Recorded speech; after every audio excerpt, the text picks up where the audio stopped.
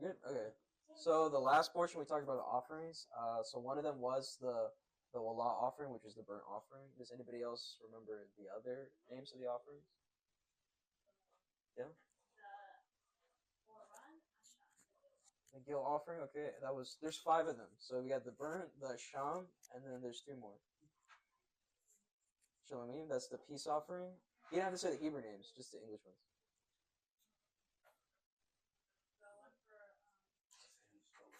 What was it?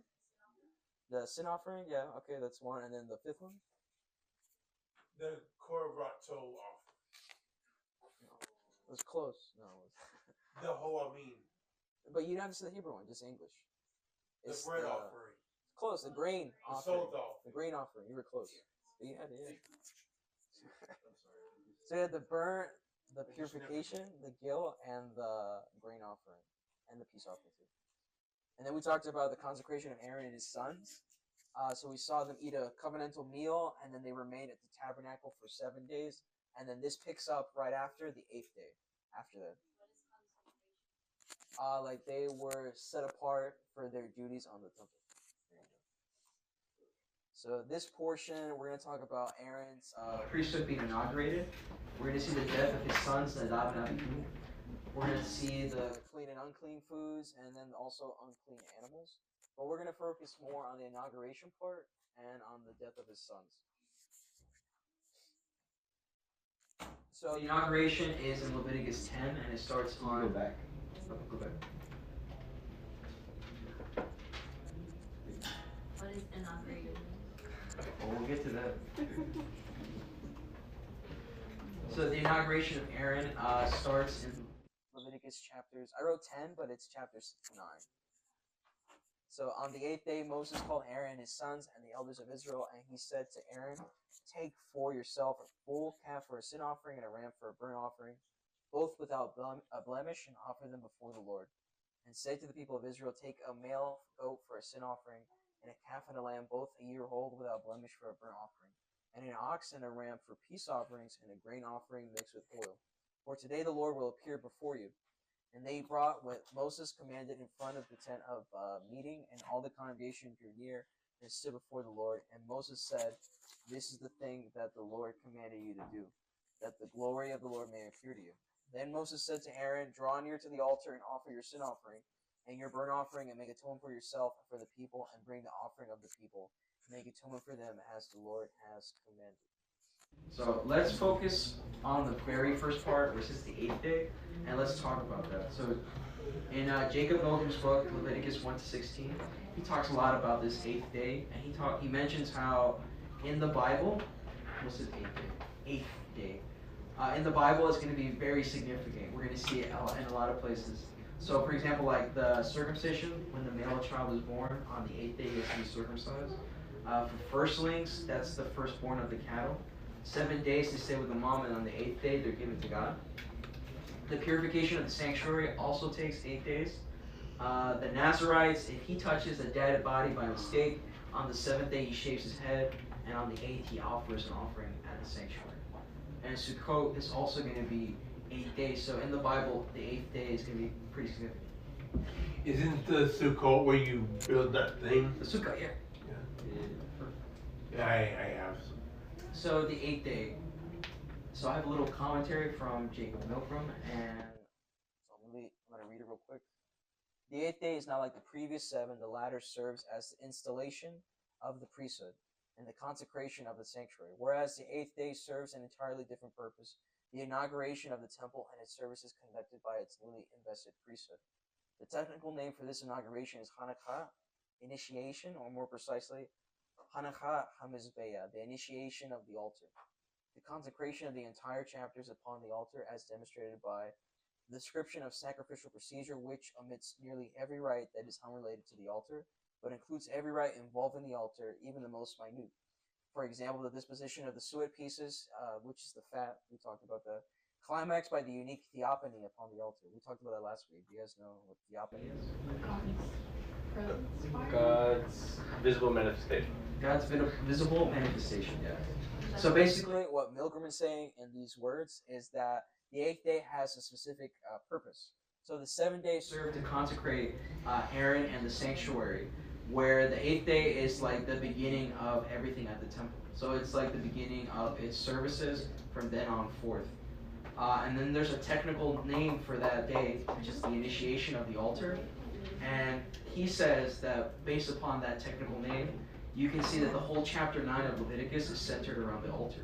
So, like he says, every detail that's about the altar is included. Everything that's not about the altar is excluded. For example, the priest is supposed to wash his hands and feet. It doesn't mention that. It only mentions stuff related to the altar. Wow. That's a lot to take in. Yes. So he gets this name, the initiation of the altar, from the completion of Solomon's temple in 1 Kings chapters 8, 62 to 63. And it says, Then the king and all Israel with him offered sacrifice before the Lord. Solomon offered a sacrifice of fellowship offerings to the Lord, 22,000 cattle and 120,000 sheep and goats. So the king and all the Israelites dedicated the house of the Lord. So he mentions that in most translations it's going to be dedicated, but the proper translation is going to be initiation. So dedicated the house of the Lord. In the Hebrew it's going to be by neku, if I'm saying that correctly. And the proper translation is not dedication but initiation. So now when you read back that verse with the proper translation, it's going to read as the king and the Israelites initiated the use of the house of the Lord. And why is that important? Because initiation has a different meaning. Initiation means that I'm introducing something for a purpose from that point on. Rather, dedication is, has a different connotation. And then if you keep reading that 1 Kings chapters 8, it talks about how they celebrated for 14 days. And it makes a distinction. It says 7 days is celebrated, and then 7 days more, they also celebrated again. Because one of those days, one of the weeks is Sukkot, which is the festival. And then the other 7 days that they're celebrating is the consecration of the sanctuary. And then on the 8th day, they have this very big offerings that they do. So this is showing that the 8th day is important to the people, and it's a type of festival for them too. And we'll talk about other elements that show that the 8th day is the festival. For example, going back to the portion, it says something interesting. It says, and a calf and a lamb, both a year old, has to be brought by Israel for a burnt offering. So why is that important? And that's because Milgram, he points out that usually when they brought a calf and a lamb for a burnt offering, it was only for festivals. So the fact that they're doing this now for the altar shows you that the initiation of the altar is a festival for the people. It's something big for the people. And it makes sense because all the people want in that time in the ancient Near East, they want the gods to dwell among them. We talked about the ziggurats. Do you guys remember how they look like, the ziggurats? They had like a pyramid with steps on it. Usually on the top of the pyramid, it had like a little room.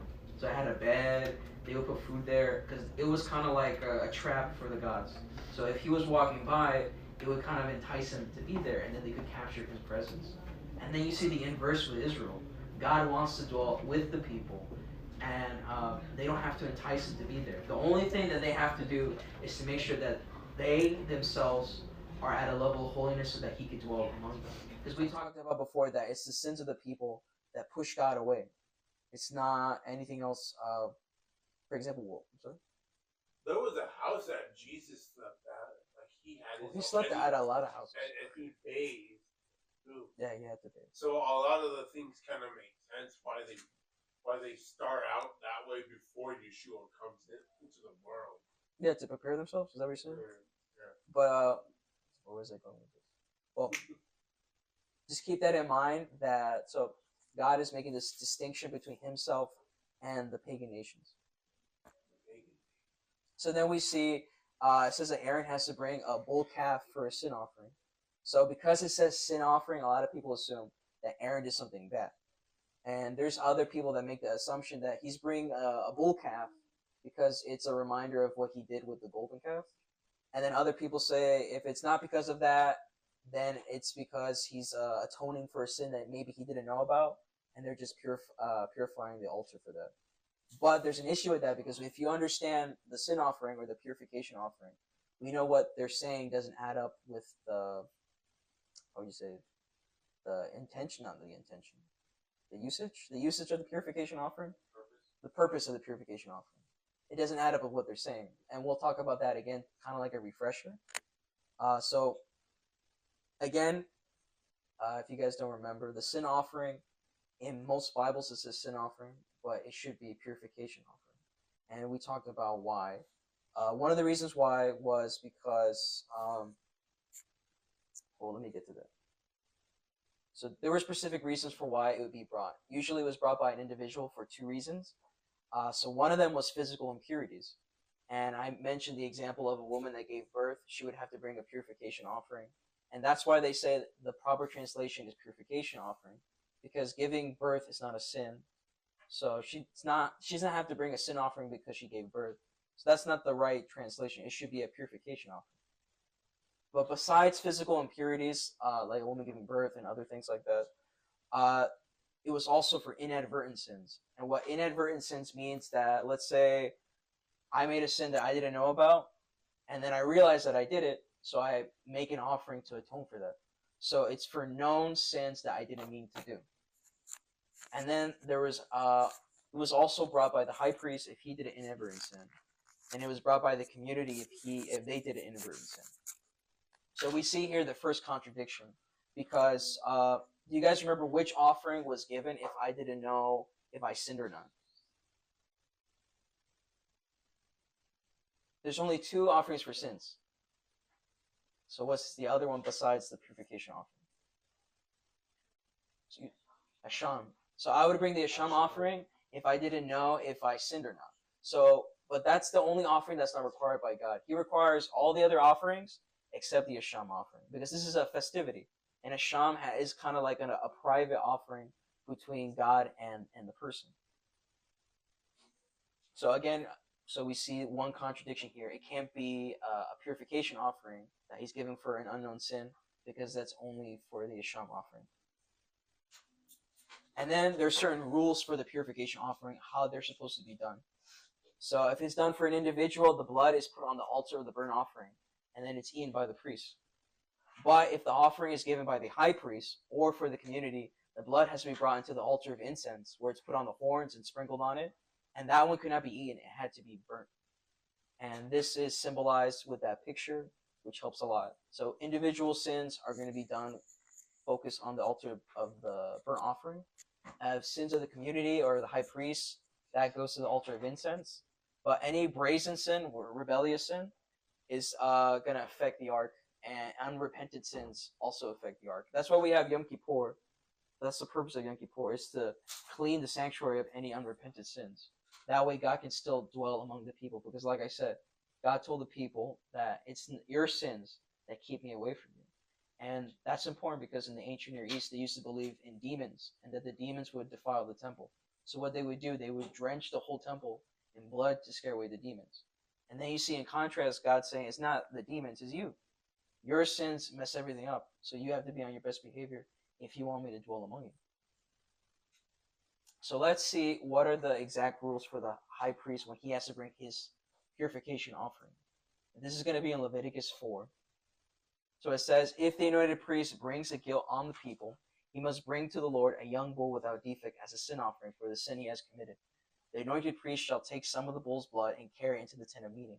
He is to dip his finger into the blood and sprinkle some of it 7 times before the Lord in front of the curtain of the sanctuary. The priest shall then put some of the blood on the horns of the altar of incense. The rest of the bull's blood he shall pour out on the base of the altar of burnt offering, at the entrance to the tent of meeting, the hide of the bull and its flesh, the internal organs and its intestines. That is, all the rest of the bulls shall be taken outside the camp to a place ceremonially clean, where the ashes are thrown, and burn it there in a wood fire on the ash heap. So then when you compare this with Aaron's offering that he does, we see that it says, so Aaron drew near to the altar and killed the calf of the sin offering, which was for himself. And the sons of Aaron presented the blood to him, and he dipped his finger in the blood and put it on the horns of the altar, and poured out the blood at the base of the altar. But the fat and the kidneys and the long lobe of the liver from the sin offering he burned on the altar. The flesh and the skin he burned up with the fire outside the camp. So he followed most of the rules, except he didn't bring the blood into the tabernacle. And that's kind of a mystery of why he didn't do it. There's not an exact answer for that, but the most likely answer that Jacob Milgram says is that at the time, they probably only had the altar of burnt offering that they were using at the time. So this was like a primitive version of the purification offering. That's his explanation for that. So after after he gives his offerings, after he gives his offering for the people, we see the death of his sons.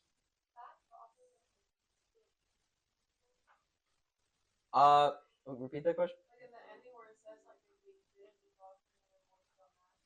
Yeah. So I was gonna no, but so Jacob Milgram says that this event occurs on the same day, but before they ate it. And then that's why afterwards he burns the offering and Moses gets upset. But then he gives an explanation. But let me get there first. Yeah. So Nadab and Abihu, the sons of Aaron, each took his censer and put the fire in it and laid incense on it and offered the unauthorized fire before the Lord, which he had not commanded them. And the fire came out from before the Lord and consumed them, and they died before the Lord. Then Moses said to Aaron, "This is what the Lord has said. Among those who are near me, I will be sanctified, and before all the people, I will be glorified." And Aaron held his peace. So if you guys remember, Nadab and Abihu were very important people. From Exodus 24, it mentions Moses and Aaron, Nadab and Abihu, and the 70 elders went up at the base of Mount Sinai, and they saw the God of Israel. Under his feet was something like a pavement made of lapis lazuli, as bright as the sky. But God did not raise his hand against these leaders of the Israelites. They saw God, and they ate and they drank. So Nadab and Abihu were in a hierarchy. They were right below Moses and Aaron, and above the 70 elders. So they were very important people among the Israelites. Sorry, is this the institution of the Sanhedrin? I don't know if it's the exact institution of the Sanhedrin. I think that's where Jethro gives them the idea. Oh, that's the institution. So these guys are going to be very important people. They're not just anybody. They're important. They know how things should be running. So then let's go back to where it says unauthorized fire. In a lot of your Bibles are going to say strange fire. And so I've seen some interpretations of people saying they were doing something mystical with the fire. Or you had a question, sir? Like they were doing something weird with the fire or something like that. But nobody really knows what sin they did. It's very vague, so they can't say for sure. There's a lot of speculations about what they could have done. Like I saw some of the rabbis say that, oh, maybe they didn't wash their hands and feet. Maybe they used a coal from another fire. Maybe they used a pan that wasn't meant to be used for the tabernacle. I've even seen positive speculations, like they did something good and then God rewarded them, but that one doesn't really make any sense. But the general consensus, the general understanding is that Nadab and Abihu didn't follow the instructions. They didn't follow what God commanded, and that's why God consumed them with the fire. And that's why in this Haftarah, there's the 2 Samuel 6. If you guys have read it, if not, I'm going to cover a very small section of it. But the ark is brought to Jerusalem in 2 Samuel 6. Disregard the one that's there. But it talks about David and all the house of Israel were celebrating before the Lord with songs and lyres and harps and tambourines and castanets and cymbals. And when they came to the threshfloor of Nakon, Uzzah put out his hand to the ark of God, took hold of it, for the oxen stumbled. And the anger of the Lord was kindled against Uzzah, and God struck him down there because of his error, and he died there because of the ark of God.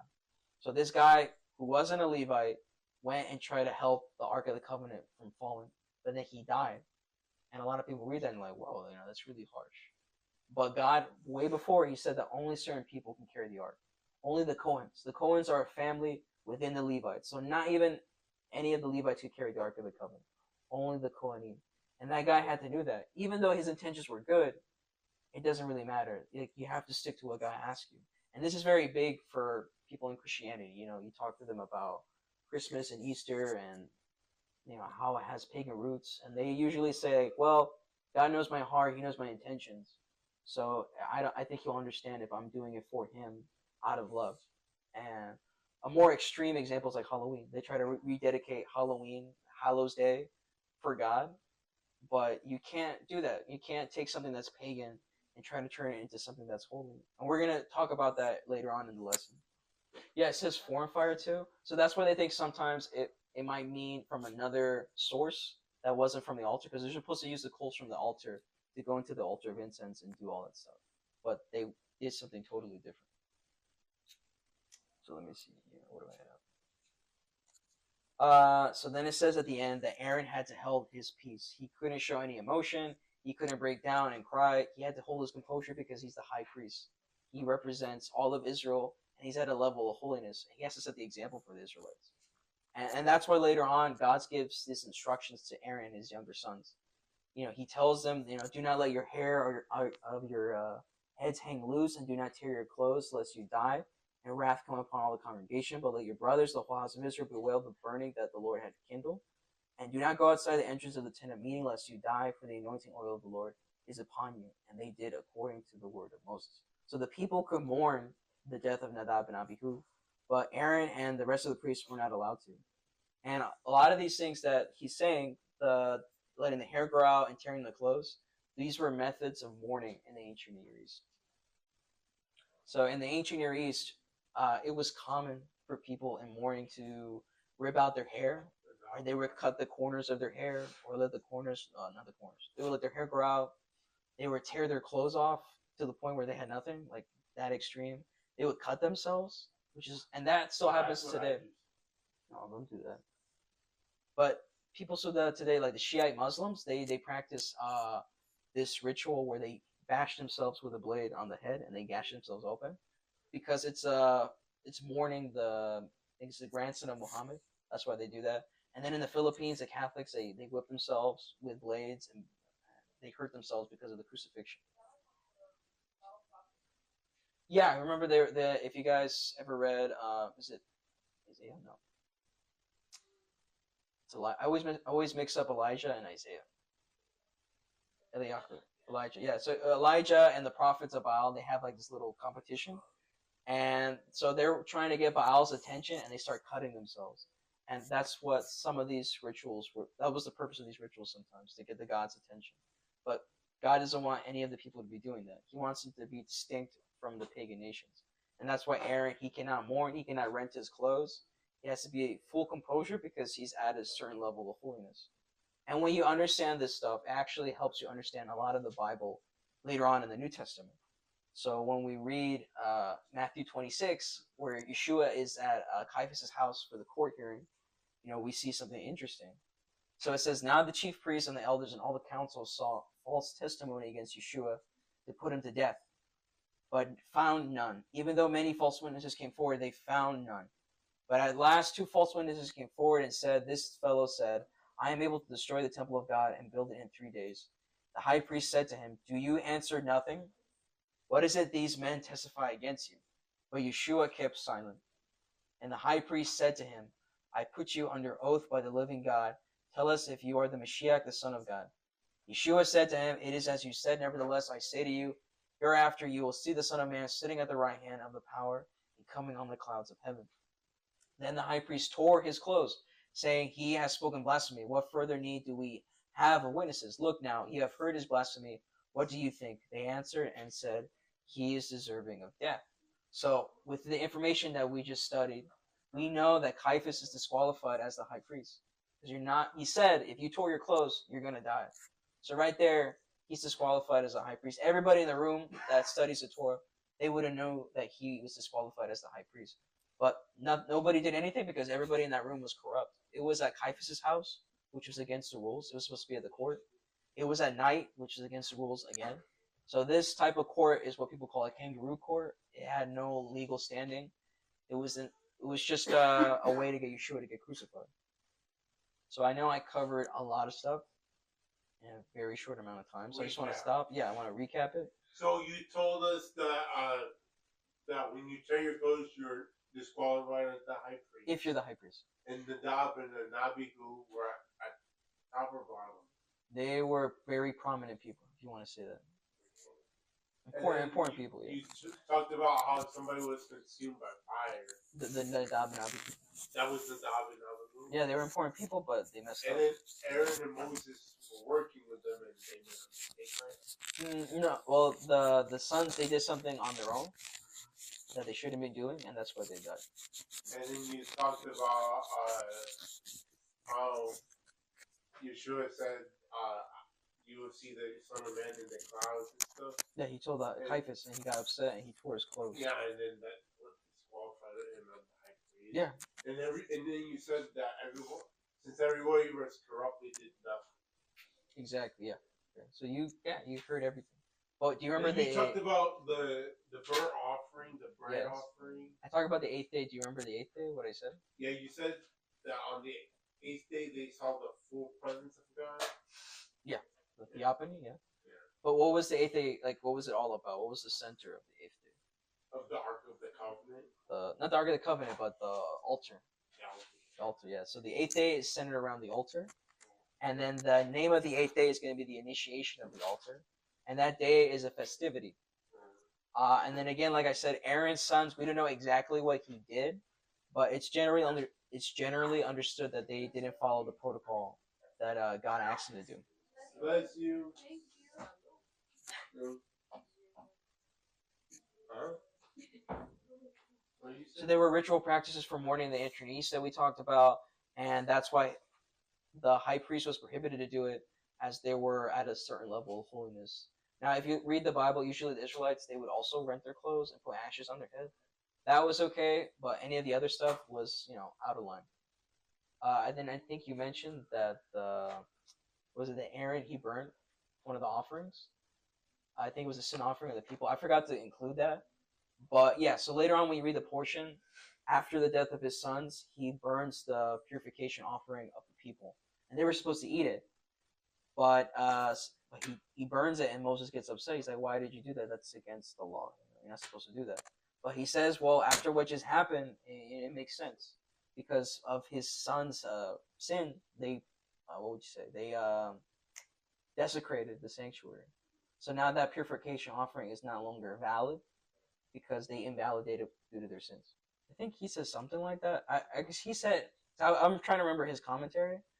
But I know he says something about that because of their sins, it contaminated the sanctuary so much that that purification offering should be treated as a high priest offering. You know what I mean? Where you do a sin that you have to cover.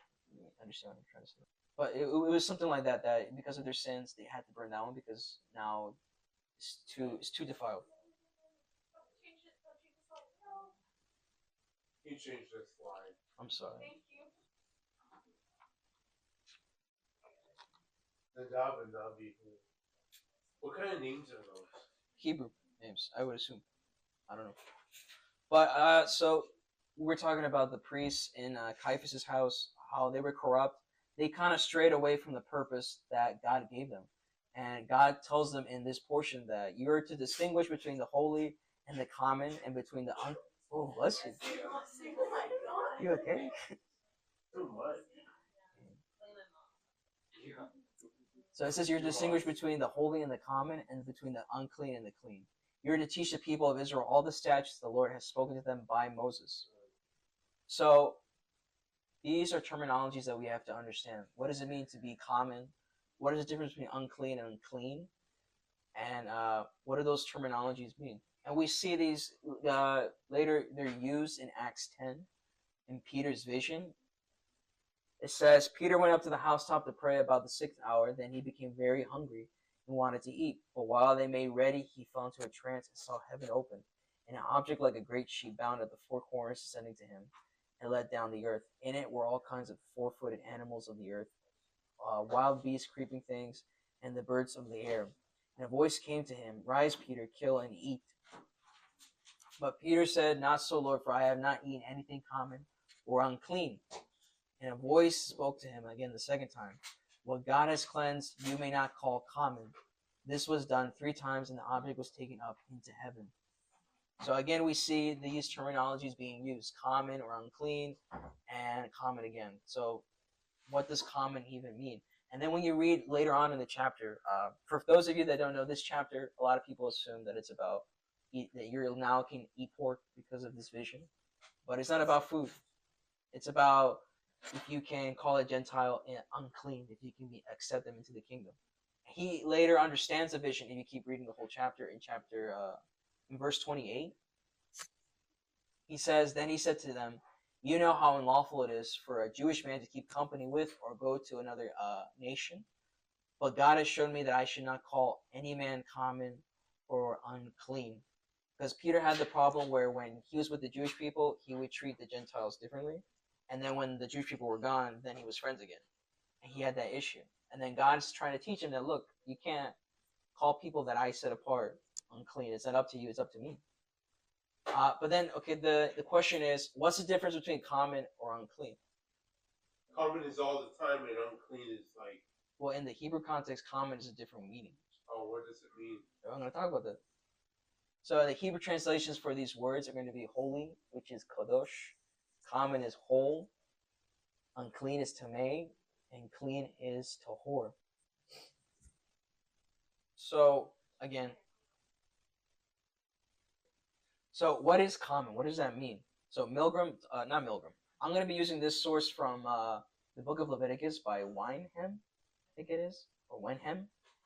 And so he talks about how common just means not holy.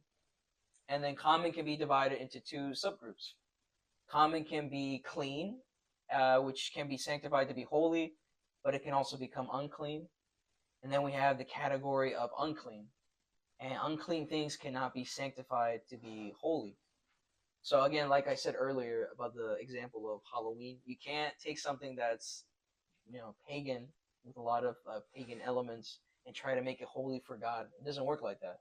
So you can't make an unclean thing sanctified to be holy. That's a very big thing that I want you guys to understand. So holy items can be defiled, making them common. If they are defiled any further, then they become unclean.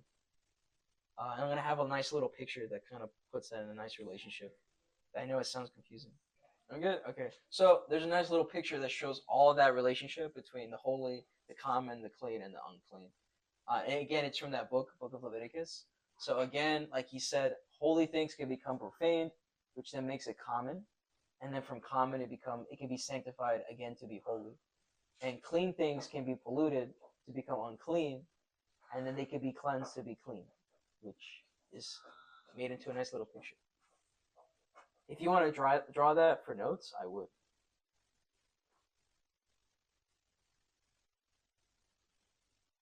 I want to make sure that everybody got what I said. There's another picture that maybe might illustrate it a bit better. Moment.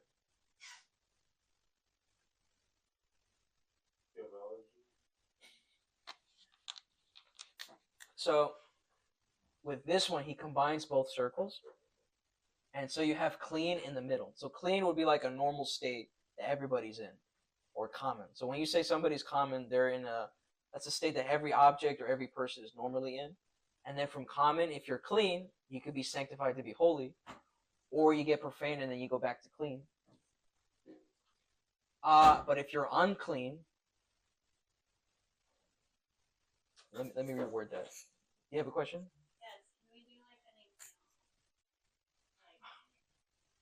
I'm looking at the age of the people, so some of the examples are like. The what? The one based on food. Based on food, I mean, yeah. So in the food one, that would be like this side. So like, if I'm here and I'm clean and I eat a pig, then I become unclean, and then after a couple days, I'm cleansed and then I'm back to clean.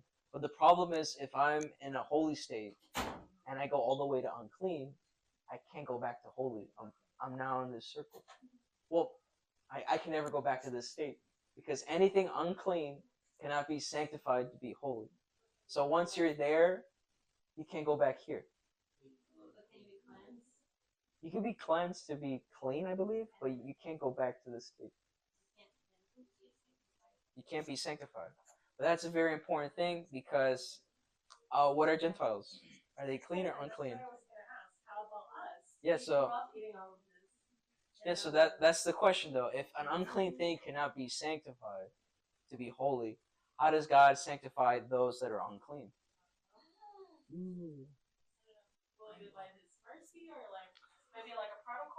Well, there is a good example that covers that. That one I can talk about. Let me see. What's this?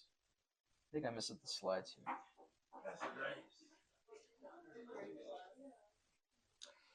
So let me skip ahead. So in Luke chapter 5, a leper comes to Yeshua, and Yeshua heals him. So it says, there came a man full of leprosy, and he saw Yeshua.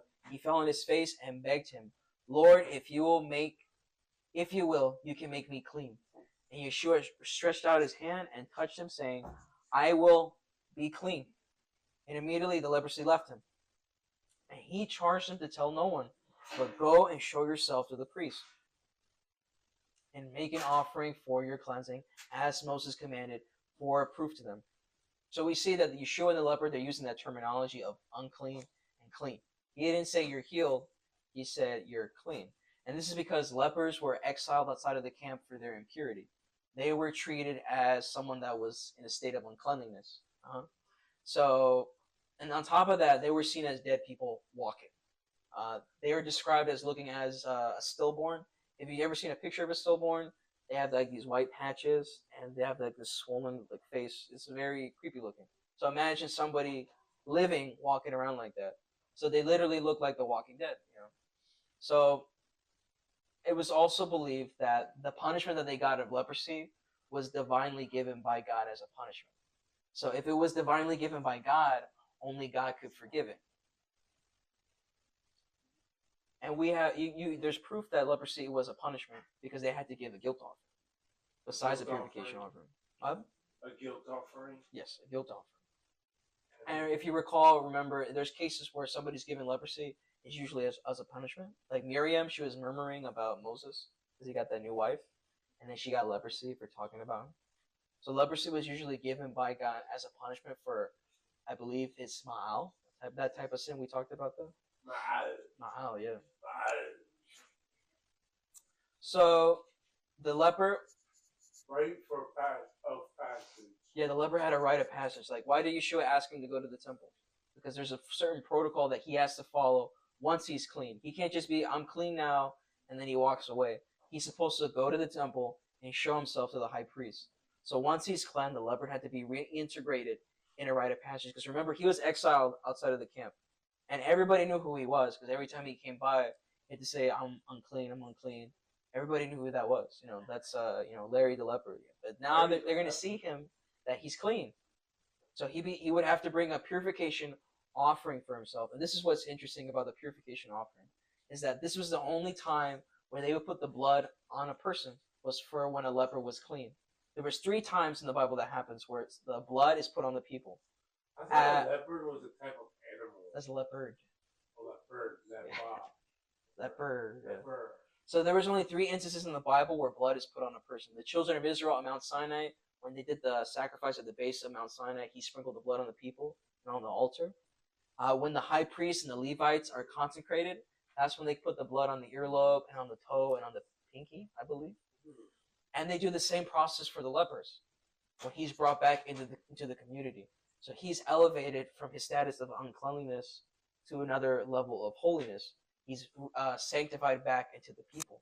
So that answers the question, how does God make something that's unclean, like a leper, and sanctifies him?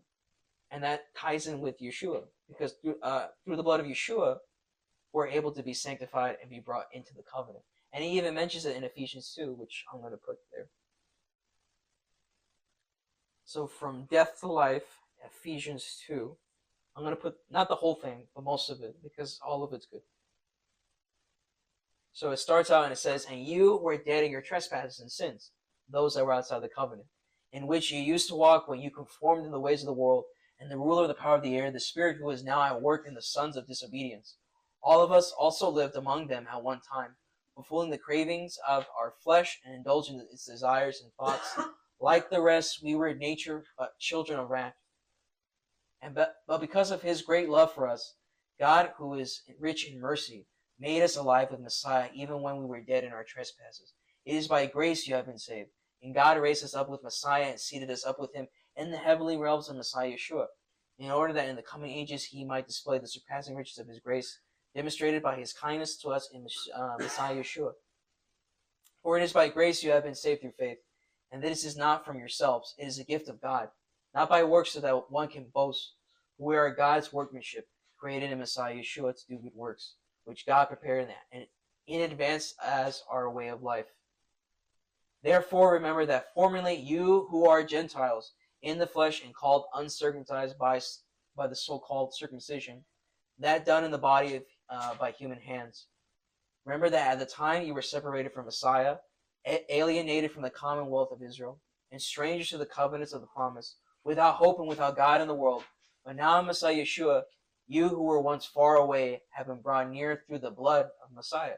So there it says that connection where the blood of Messiah, just like the blood of the purification offering cleansed the lepers, the blood of Messiah purifies you so that you can be brought back to the covenant.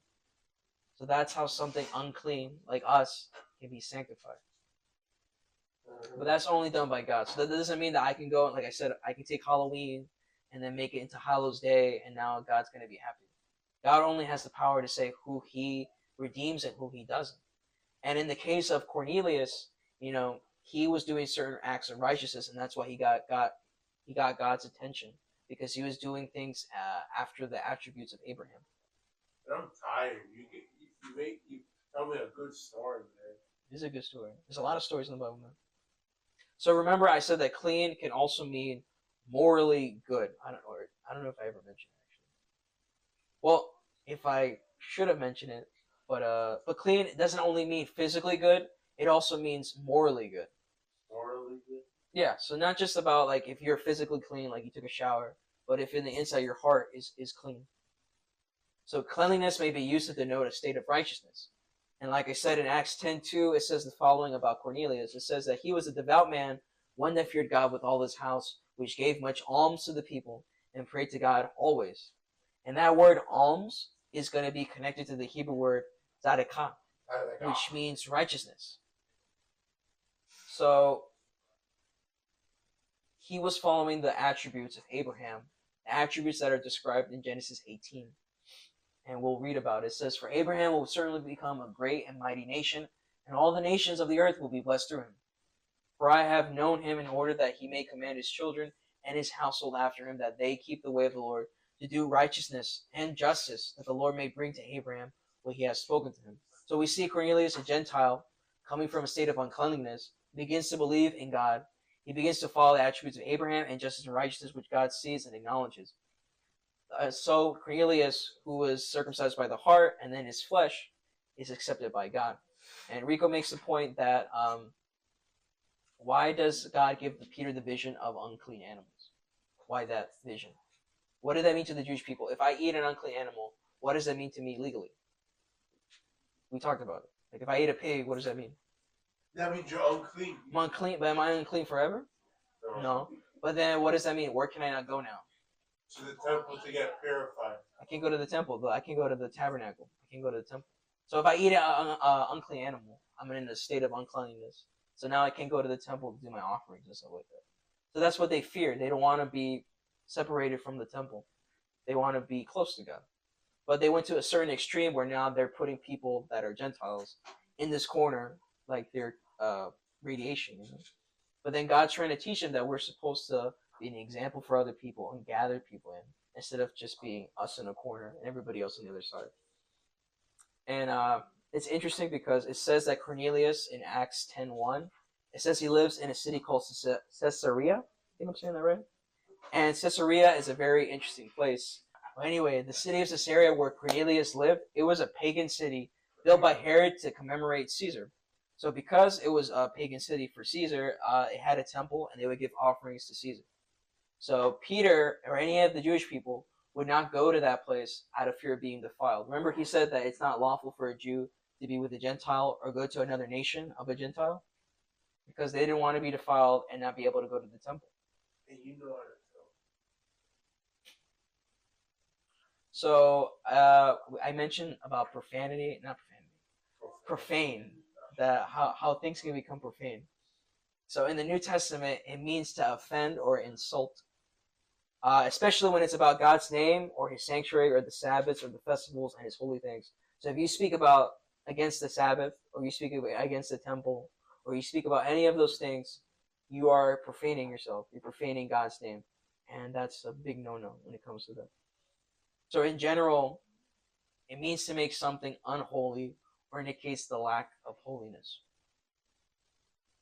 So let me recap because I went through a lot of information. So let me ask some questions. So what does common mean? Holy? No. Unholy. Not holy. Unclean. Well, kind of. What were the two states of common? It had two states.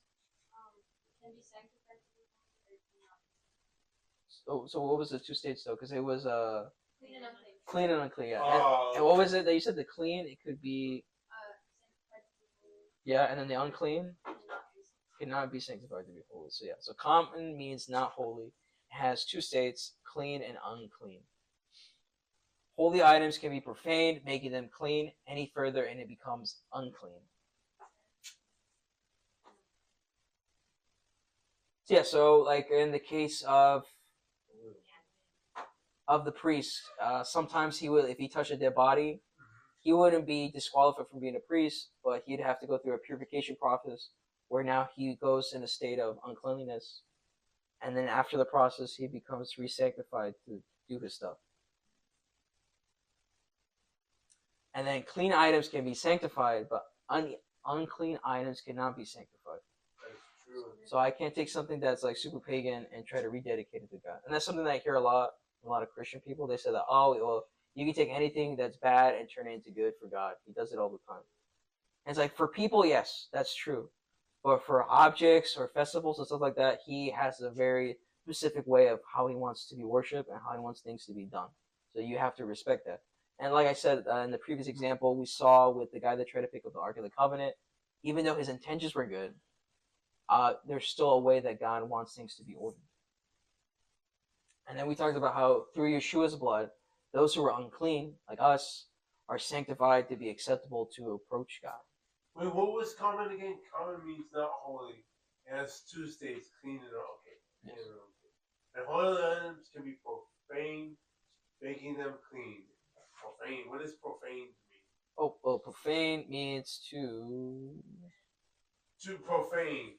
In the Old Testament, it means to offend or insult, especially when it's about God's name, sanctuary, Sabbath, festivals, and His holy things. Mhm. In general, means make something unholy or this indicates the lack of holiness. Yeah, so profane is not good. You don't want to profane the name of God or any of his stuff. Does anybody have any questions though? I know I went through. Like, So, now how the priest is the first person to see someone that just got healed. What happened if the priest gets sick? Is there gonna be a process for them, or like? Sick in what way? Like just sick in general, or like? Yeah, because like for example, when you were talking about like.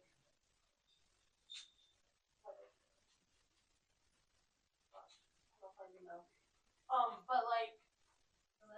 Yes.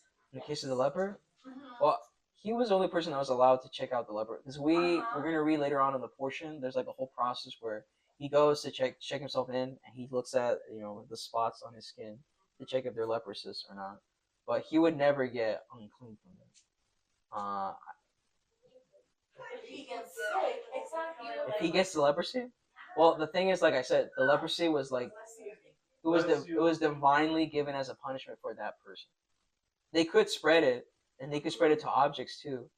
But in that case, I don't think it would spread to the priest. I'm not saying with 100% certainty. Will the priest touch the person? Because then it will make him unclean, basically. I don't think he would touch the person. I think the person would show himself. Like, he would go like that, and then he would look at the spot. Because you don't have. Like, will they be like social distancing type of thing? Like... Well, the way that it's done, it's more about what they see than touching. So if there's a white spot with a white hair, that means he has no. I think if it's a white spot with a white hair, it's not leprosy. I think there's a certain like rules and stuff that. Oh, what if you get a cold or you get vomity, or like what if you have like the common cold, or what if you get cancer? I don't know if they got cancer back then. What? I don't think so. Well, I think if they did, it would be in history because there was that one king. What was it, King Uzziah? That he went to give the incense on the altar of incense that he was not supposed to. And on that day, there was this giant earthquake that they talk about, and he got leprosy, and I don't think he was ever cured after that because he made a big sin. But for a high priest, I don't think that's happened yet. And what happens if someone like tricks them? You know, I'm like thinking like, what if someone tricks them and they eat something that they cannot, something that is, you know, pure. I think that would happen more like today in a modern sense. Then back then they had like their own country and And it's kind of hard to trick illegal right somebody. now, so I'm assuming it's always been illegal. Not all of that. I would assume so, yeah. But Yeah, like pork and all of that is illegal. Tacos in Israel and all of that. but the thing is, like, even if he did eat it, it wouldn't like disqualify him. It would just make him unclean for a certain period, and then he's back. So that's a good thing about that is that it's not the end of the world. It's just a state of uncleanness, and then they go back to being clean. So the priest can never be holy either then? What do you mean? So like you were saying, like on the state of like your example, or like if you eat pork or like eat something that is not holy, then you can't go back to holiness. No. That's what I'm thinking. No. Like I can't sanctify a pig to make it holy for a priest to eat. That would be the example. But if I eat something that's unclean, Without you knowing. without me knowing, that's not gonna make me like profane to the point where I'm unclean. But you have a question, I'm sorry? No, maybe to add. It's add? Maybe that it's like you something. If it starts off unclean, it can't be made holy. But if it was holy, Well, the thing is, like it says, if a holy item goes all the way to the point where it's unclean, because it could be you could profane a holy item that, and then it becomes common, clean, and then you can re-sanctify it. Like I said, if a priest touches a dead body, he's not disqualified, but now he has to be re-sanctified and go through a whole process. He has to do the mikvah, then he had to do the ashes of the red heifer. I think so. But if it goes to another extreme where now that person is unclean, they can't be re-sanctified to be holy.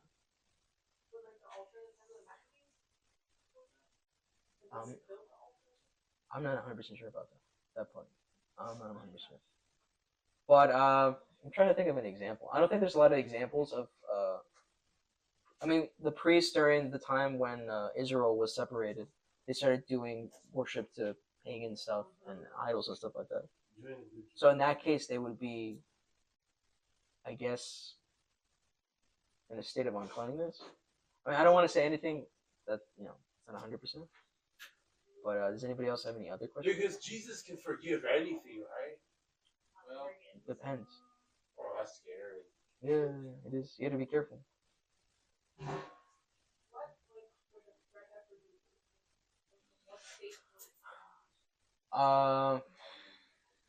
I'm trying to remember what was this. What was for the red heifer for?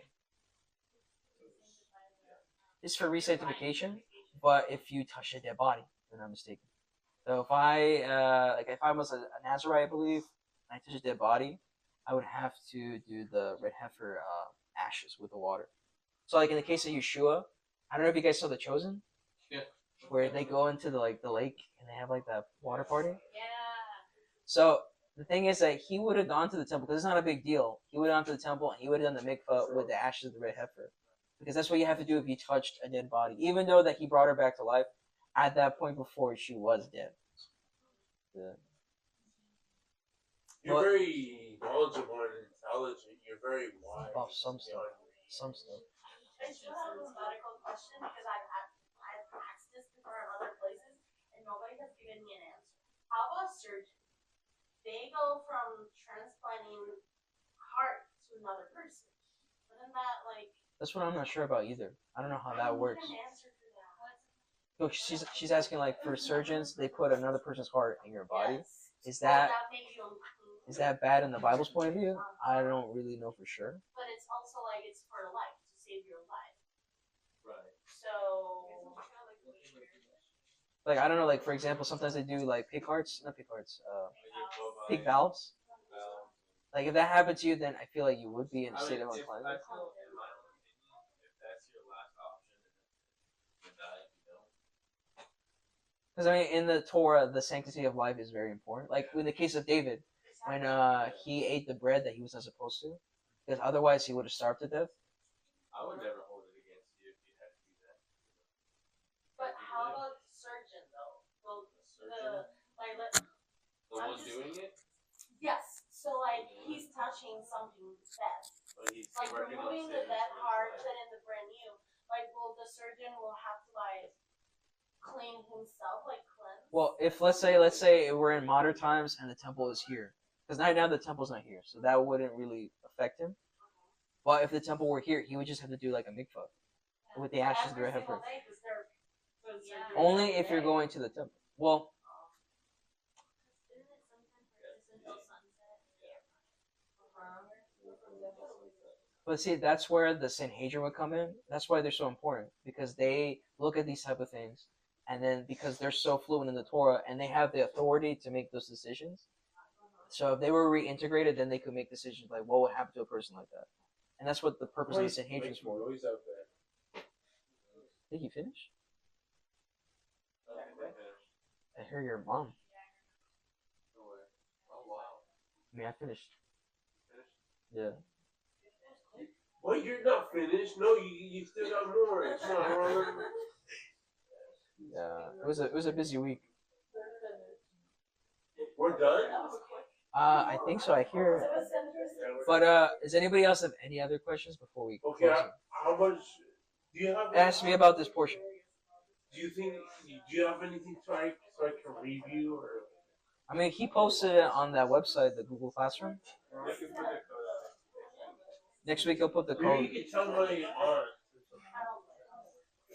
But basically, in conclusion, to close this lesson, so we have to take God's word seriously. You know, everything that He says, we have to take it with weight. A grain of salt. I guess, yeah. And understand that God, through His love, brought in those outside the covenant. So we're here because He showed us mercy. So, and because now that we're here, we have to be careful to not profane the holy things of God. Just because He brought us out from outside into His house doesn't mean I can do whatever I want now. We have to respect His things. And I think that's the major takeaway from this portion. To respect God's things and follow His word. All right? That's it.